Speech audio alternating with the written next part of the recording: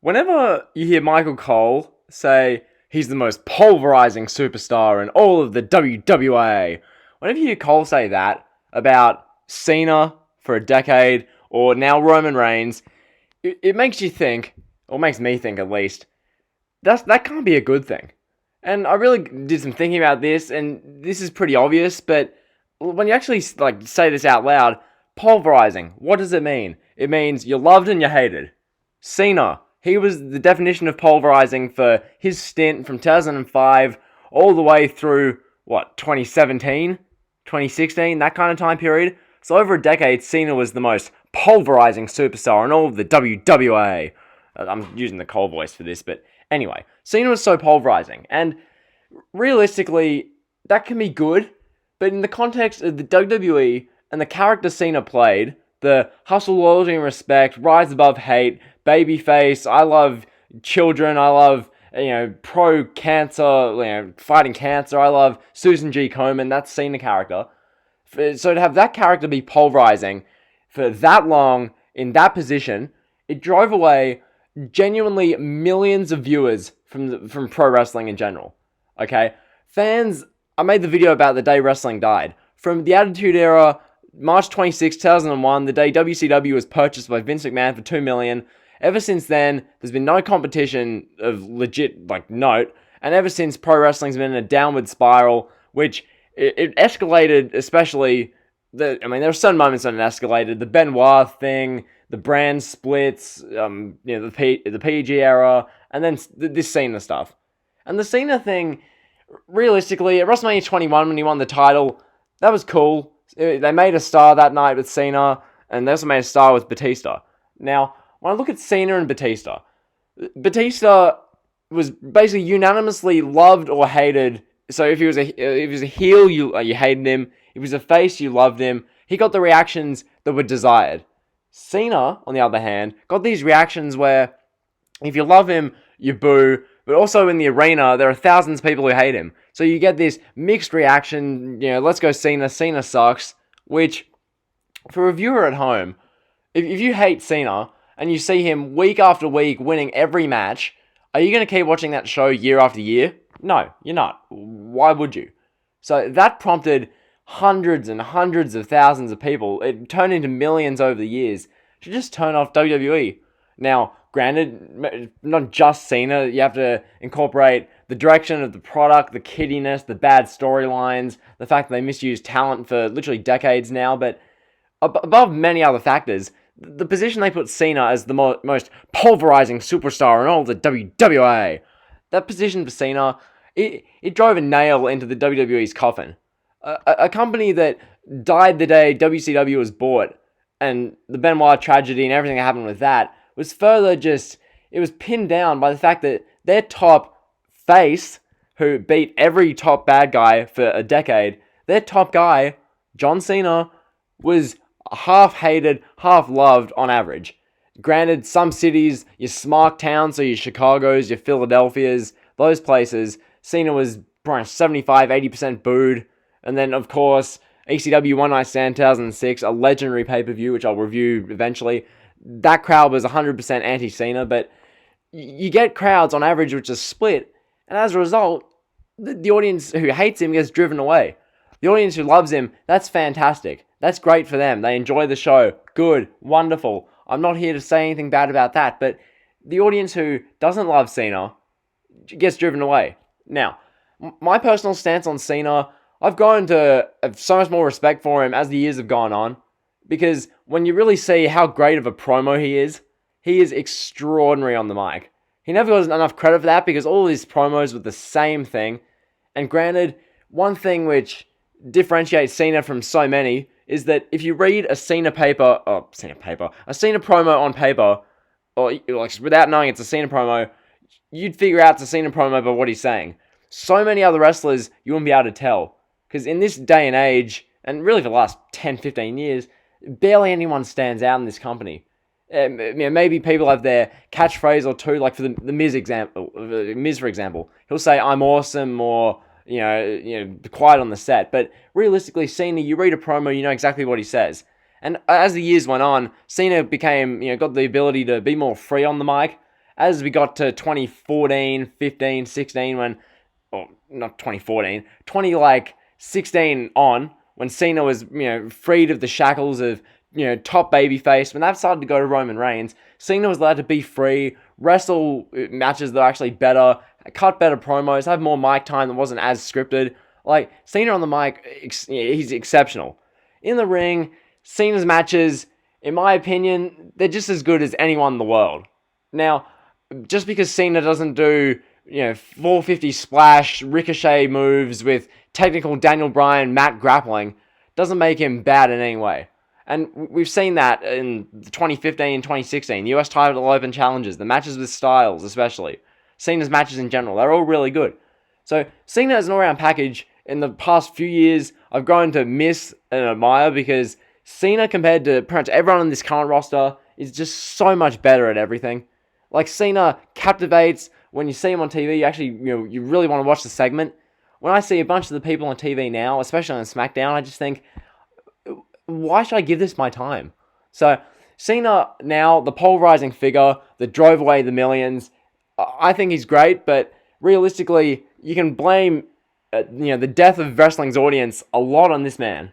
Because the hustle, loyalty, and respect thing, the neon colored t-shirts, the jean shorts, the sneakers, the years and years of, oh, you can't see me, AA, and 5-knuckle shuffle, 1, 2, 3, STF, that kind of thing, it drove away the millions.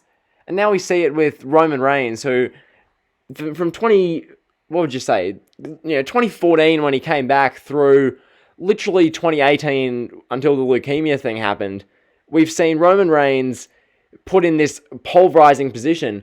Only the thing is, people actually liked Cena. The thing with Reigns, for weeks after weeks after weeks, the arenas were like 80% boos, 20% cheers on average. With Cena, you pretty much got a 50-50 every week. Because the fans, we're not idiots, okay?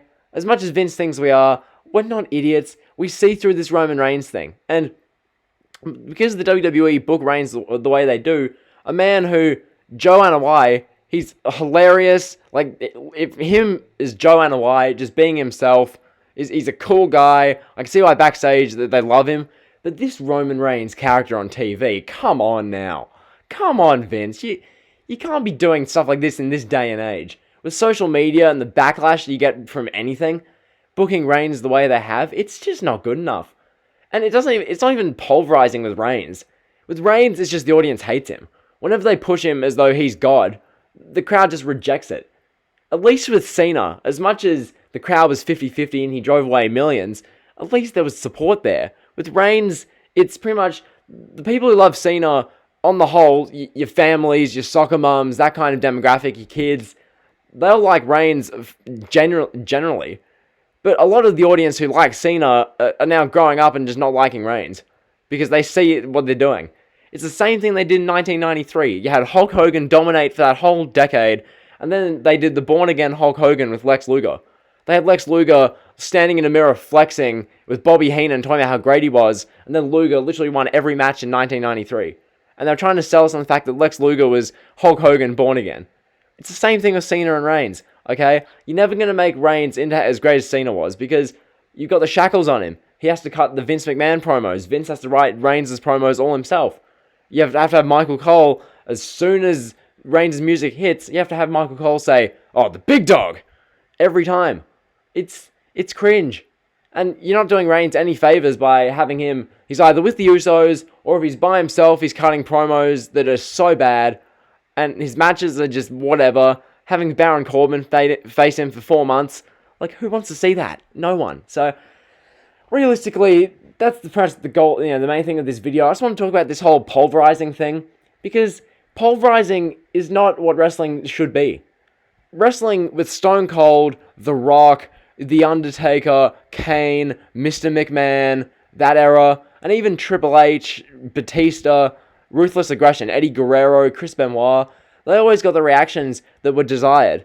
When Triple H was a heel, he wasn't getting cheered unanimously, okay? He was a bad guy who was great by the context of the show because you wanted to see the babyface, whether that was Chris Benoit, Shawn Michaels, not really Scott Steiner, he was terrible, but Randy Orton to an extent. You wanted to see those guys beat up Triple H. You wanted to see the babyface beat up the heel. I can't say that nowadays. When I see King Corbin cutting a promo about Roman Reigns, I want to turn the show off and not watch it for a month. That's what I want to do when I watch SmackDown now. Back in the day, heels got heel reactions, faces got babyface reactions, and it was great. There wasn't this blurring of the lines, which really started with Cena. Because before Cena, it wasn't really like fans would just cheer because they like work rate and they think, even though someone's a heel, so let's use an example, Adrian Neville. We'll use Neville in the WWE. Fans, even though Neville was a heel, they cheer him because, oh, he's a good worker, he works hard, I like his matches, so you'd cheer Neville, and it would just blur the context of the show. And I can use much better examples, like, say Kevin Owens, for example. When Owens was a heel and Cena was a face, 2015, this is a perfect example. John Cena is supposed to be the babyface, but the crowd, because by 2015, most of the mainstream proper pro wrestling audience had just been driven away, and fair enough. You had Cena get his polarizing reactions, so the babyface was getting weird reactions, and then the heel was being unanimously cheered by Smark fans, basically, because he can put on great matches. I want to see him win. He can do great matches. And that's why Owens, who was supposed to be the heel, was getting cheered. So it made the show, it made you as a fan, if you were a casual, all confused. The matches they had were really good and all, but the promos were good, but it was just confusing. Face Cena, heel Owens turn into face Owens and Cena getting booed when he's a face. It blows the lines of pro wrestling. This was never an issue back in the 2000s and the late 90s. Even the 80s, Hulk Hogan was the face, and all the bad guys, Ted DiBiase, Andre, they're all heels. In the 90s, Bret Hart, he was unanimously cheered. When Shawn Michaels was a heel, he was unanimously booed. Same with Diesel. In the Attitude Era, Stone Cold was unanimously cheered. You didn't have this, pulverizing BS where, Stone Cold's the most pulverizing superstar. No. When Austin's music hit on the January 4th, 1999 Raw episode, and he came out to save, Mick Foley and win him the title, the crowd 100% all erupted with positive cheers. It wasn't this thing with Cena now where his music hits for the most part and you just hear, boo, John Cena sucks. And then you hear the crowd, the children be like, let's go, Sheena. And then, Cena sucks. That's what we've got now in pro wrestling. And I put this 100% down to Cena and the way they used him. And they've tried to carry it on with Roman Reigns, but Reigns is getting the same reaction Lex Luger did in 1993. These past few years of Reigns. On the thing with Lex Luger, they didn't put Luger in main event after main event and after main event of WrestleMania. Luger got his pay-per-view main events, obviously, but it was nowhere near as bad as Roman Reigns. They, for whatever reason, thought, and they still think Roman Reigns is the guy they need to keep pushing, when it just doesn't work. So that's a video. Hopefully you enjoyed it. A real interesting discussion, this one, about the pulverizing thing, because realistically, when you look at pro wrestling ever since the Attitude Era, this pulverizing word that Michael Cole loves to throw around on commentary, it's killed a lot of the pro wrestling audience and made them turn off the show. Pro wrestling never used to be like this. The babyface was the babyface who got cheered unanimously. The heel was the bad guy who you booed. You want to see the babyface beat up the heel, and you go home happy when that happened.